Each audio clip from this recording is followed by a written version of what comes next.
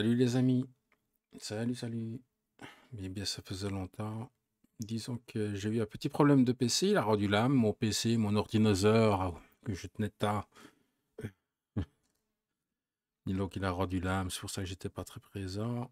Euh, Grâce à un ami de longue date, j'ai récupéré un PC qui est très fonctionnel. D'ailleurs, je le remercie. Merci, Gian. Donc voilà. Alors, sur le groupe de John, il est demandé de faire ceci. Une espèce de toit de façon asiatique. Euh, donc, ben, on va faire ça. Donc, la première chose qu'on peut voir, c'est que c'est un toit qui a 6 côtés. 1, 2, 3, 4, 5, 6. Donc, forcément, il y a une symétrie là-dedans. Euh, donc, ce qu'on va faire, on va créer un seul côté. On va créer donc la forme de l'hexagone. Le petit hexagone ici au-dessus. C'est à partir de là qu'on va créer nos lignes qui vont servir de rail au lissage que nous allons faire. Et voilà. Alors pour cet exercice, ben forcément, il y a plein de solutions. Hein. Voilà. John en a donné une, Roro en a donné. Je vais donner ma vision de la chose. Moi, je vais faire ça en surpassique, comme José Bugarin le propose aussi. Voilà. Donc, on y va. Voilà le premier exemple que j'ai fait. C'est pas trop mal. Alors, on va créer un nouveau projet. Une esquisse sur le sol. On va créer un polygone inscrit. Et on va ici mettre plus ou moins jusque 75 ici. Voilà, donc la première chose à faire une fois que le polygone est créé, c'est de venir mettre une contrainte horizontale verticale sur la ligne du haut pour mettre tout ça horizontal. Et une cotation avec la touche D du clavier. Comme ceci, et on va mettre 150 mm. Ici, c'est une mesure, voilà, fantaisiste. Hein, vous savez, moi, je fais des tutos, je ne fais pas des trucs sur mesure, vraiment. De toute façon, je n'ai pas les mesures. Alors, on va créer un autre petit polygone ici, inscrit au centre, hein, comme l'autre, comme ceci. On va lui mettre une contrainte horizontale verticale et une dimension ici de 50 mm. Ça me semble très bien. Voilà. Alors nous allons nous occuper, nous, d'un seul côté. Hein. Donc ici, on va créer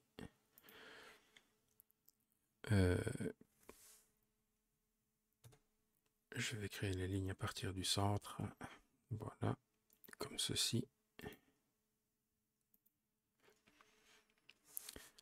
Et je vais terminer l'esquisse. Voilà. Maintenant, on va créer une esquisse, enfin une esquisse, un plan décalé. Du sol, on va lui donner, je sais pas moi, pourquoi est-ce qu'il a pris mon polygone lui? Plan décalé du sol. Sur 15 mm, on va dire. Hein. Après, c'est à vous de voir selon vos dimensions. Sur ce plan décalé que vient de créer, on va créer une esquisse. Et nous allons projeter donc ces lignes ici. On peut faire ça avec un double clic, mais bon, voilà, il n'y en a pas tellement. Et cette ligne ici. Ok. On peut terminer l'esquisse. Voilà. Maintenant, on va créer un plan d'angle, donc ici, sur cette ligne ici. Et on va la mettre à 90 degrés. Voilà. Sur cette esquisse, sur ce plan, je viens créer une esquisse et je viens faire des projections d'intersection. Donc très important, intersection. Alors ici, je vais cliquer sur tout ce qui me permet d'avoir un point rouge.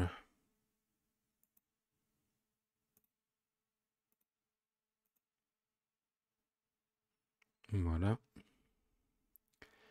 Ok. Maintenant, je peux continuer ici ma ligne à partir du point de 12 mm, par exemple. Ça peut être 15, ça peut être 20, ça peut être... vous la mettre même biscornue. Et on va fignoler un petit peu tout ça. On va fermer un petit peu tout ça ici par des lignes. Voilà. Comme ceci. Afin d'avoir un profil. Mais on va sélectionner ces deux lignes-là. D'accord. Et on va appuyer sur la touche X pour les mettre en construction. Parce qu'on n'en a pas vraiment besoin. Nous, ce qui nous importe, c'est d'avoir cette dimension. Ici. On crée une cote pilotée, c'est très bien. On va venir créer 3 points quelque part. Donc ici, sur la ligne plus ou moins vers le milieu, hein, on va venir le calculer après. Ici, au-dessus de la ligne, et ici, en dessous de la ligne. D'accord? Ça va, vous suivez? Donc, on a mis un point en dessous, un point au-dessus, et un point qu'on va tenter de mettre au milieu. D pour dimension. On sélectionne le petit point avec la ligne, comme ceci. Et on vient cliquer ici sur la cote, de manière à avoir D6, par exemple. On va faire une fonction. On va diviser cette cote D6 par 2. Donc, slash 2. Voilà. Donc, notre ligne est en plein milieu de ça. Maintenant, on va essayer de mettre ça au milieu de ça. Donc, on fait pareil. On sélectionne le point, on sélectionne la ligne. On sélectionne la cote. Ça fait D7 divisé par 2. Donc, slash 2. Voilà. Et pareil pour ce petit point ici. On prend cette cote ici, divisé par 2. Est-ce que c'est la même que... Voilà. Maintenant, il ne reste plus qu'à donner une hauteur à ces points par rapport à la ligne qui est ici. Donc ici, on va mettre 2 mm, c'est très bien. Et ici, on va mettre 5 mm. Voilà. Et maintenant, nous allons utiliser l'outil Spline. Et on va relier nos points qu'on a créés, comme ceci, jusqu'à celui-là. Clic droit, OK. Et vous remarquerez que la spline est devenue noire. Eh oui, messieurs, mesdames et messieurs, la spline est devenue noire. Et il n'a pas trop le choix parce qu'elle passe par des points qui sont donnés côté. Donc voilà, c'est contraint. Terminer l'esquisse. Maintenant, nous avons un profil. Et il nous faut reproduire la même chose, exactement la même chose, de l'autre côté. Donc, malheureusement, on ne peut pas faire de réseau circulaire d'esquisse. À moins que ça soit venu dans les dernières mises à jour, mais je ne pense pas. Donc, on va refaire exactement la même chose. Un plan d'angle à 90 degrés. Et on va s'amuser à refaire la même chose. On crée une esquisse sur le plan on vient créer une projection d'intersection. J'insiste bien sur intersection. Voilà. Et je viens cliquer sur tout ce qui me permet d'avoir un point rouge.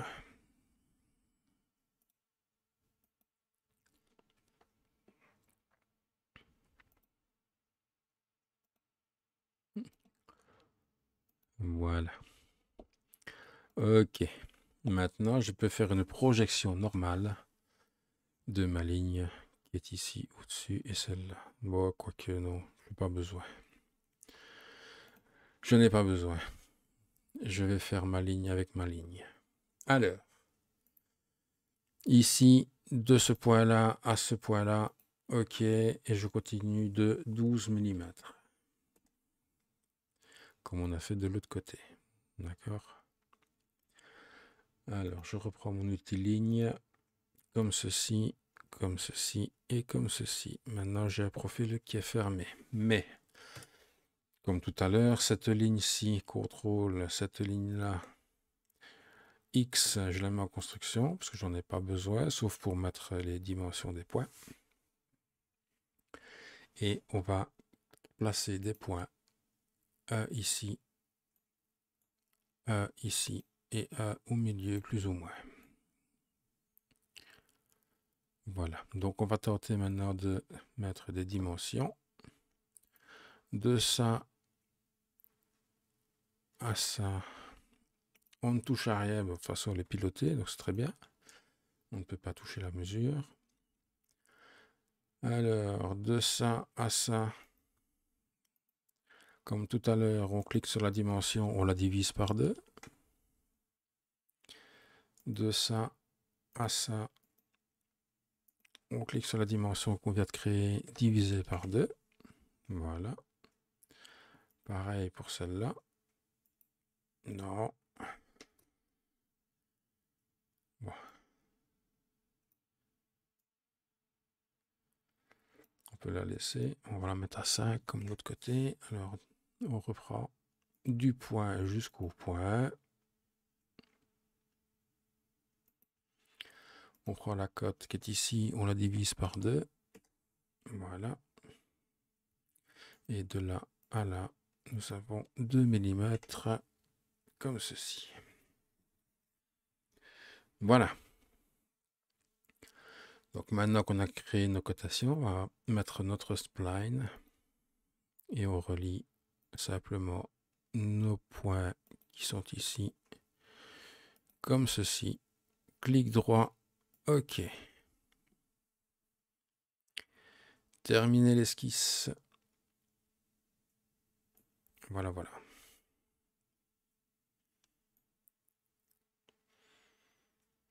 Donc ça paraît compliqué, hein. D'autres feront sûrement ça moins, peut-être plus vite. Je ne sais pas. Moi, j'aime bien faire les choses bien. Alors, on va construire ici notre arc comme ceci, reliant les deux points qui sont ici. D'accord? Et pour ce faire, nous avons besoin d'un plan qui passe par ces deux lignes-là. Construire, plan par 2 arêtes. On sélectionne notre première arête et la deuxième. Voilà. On crée une esquisse sur ce plan. Donc on joue avec la souris. Et pareil que tout à l'heure, créer, projeter, intersection. Et on clique sur tout ce qui nous permet d'avoir un point rouge. Voilà. OK.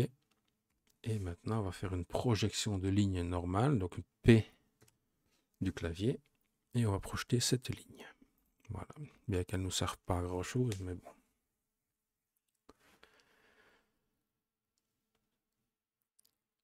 Maintenant, on va prendre un arc en 3 points. Et on va venir relier ce point-là, et on va descendre. Voilà, plus ou moins ici. Hein. On va s'aimanter. D pour dimension. Et ici, on va mettre, je sais pas, moi, 150.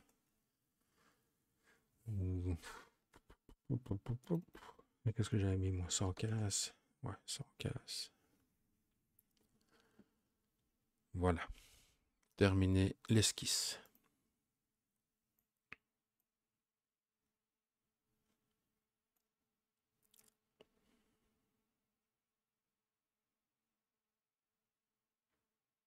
Voilà. Maintenant, il ne reste plus que à faire notre forme. Et pour ça, on va aller dans l'environnement surfacique. Ce sera plus facile. Et on va utiliser la fonction de lissage. Et on va commencer par cette ligne ici, cette ligne-là. Et pour être sûr que tout soit bien droit, on vient mettre nos rails. Et on fait OK. On fait réapparaître nos esquisses. Pareil pour en haut. On clique sur la ligne qui est ici. On clique sur la ligne qui est ici. On vient ajouter nos rails. Celui-là et celui-là. OK. On continue avec le lissage. Celui-ci. Avec cette ligne-là. Et on va faire nos rails qui sont celui-ci et celui-là. OK. Maintenant, on va passer par la partie arrière. Toujours à lissage. Hein. De là à là. Nos rails. De là à là. OK. Et maintenant, on va faire les côtés. De ça à ça. On va utiliser nos rails comme ceci. Et on fait OK. Et pareil de l'autre côté. Lissage. De là à là. Plus les rails. C'est lequel? Ah, c'est celui-là. Voilà. Et on fait OK.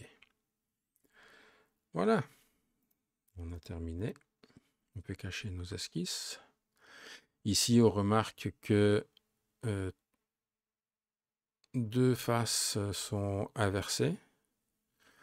Donc inversées, c'est-à-dire que celle-ci et celle-là, elles sont inversées par rapport à celle-là, qui ici sont grises. Hein. Donc les pièces sur fusion sont d'origine grise. Donc c'est pas grave, on va les modifier. Inverser la normale. On sélectionne notre face et celle-là. Et on fait OK. Maintenant, tout est gris. Ça n'avait pas beaucoup d'importance, mais voilà. Autant le faire pour avoir quelque chose de propre. Donc maintenant que nous avons notre forme qui est créée, il ne nous reste plus qu'à la rendre solide parce que là, elle est creuse. D'accord? Donc pour ce faire, ben, on va coudre l'ensemble et on va sélectionner nos corps. 1, 2, 3, 4, 5 et 6. L'ensemble devient tout vert. Et on fait OK. Et maintenant, nous avons un corps solide qui est manifesté par l'icône blanche qui est ici, que vous voyez ici. Et on peut le vérifier avec l'analyse de section. On voit bien que le corps est devenu plat. Voilà.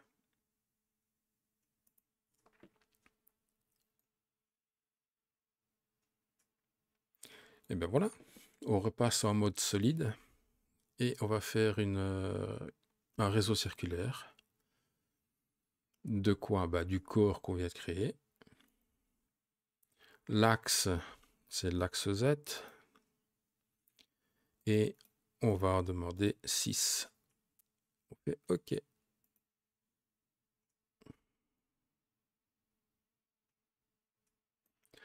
Alors, on va revenir sur notre esquisse qui nous permet d'avoir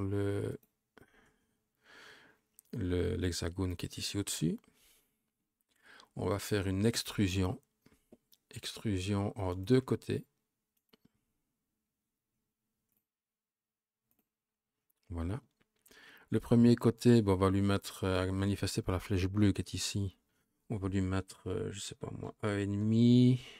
Voilà. Et on va cliquer sur la flèche qui descend. Et là, on va mettre on va sélectionner un petit point comme ceci. Et on fait OK. On est bien en joindre. Et on fait OK. Voilà. L'esquisse qui est là, on n'en a plus besoin.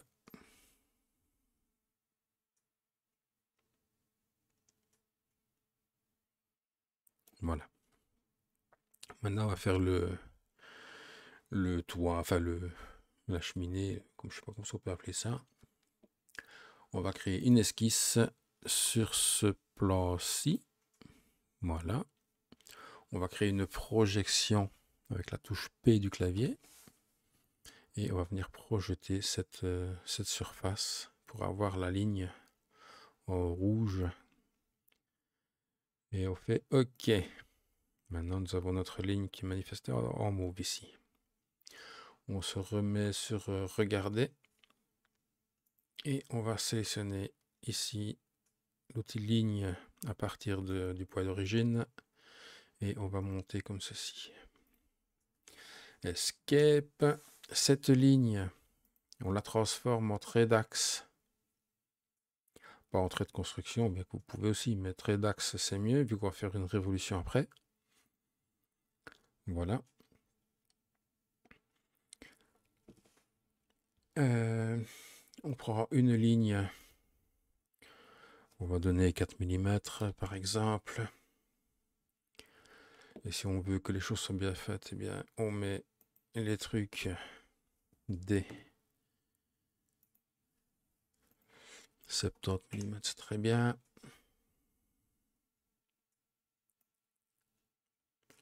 Voilà. Donc le petit point et la ligne sont noirs. Et on peut utiliser notre spline maintenant. Et on va tenter de faire un truc.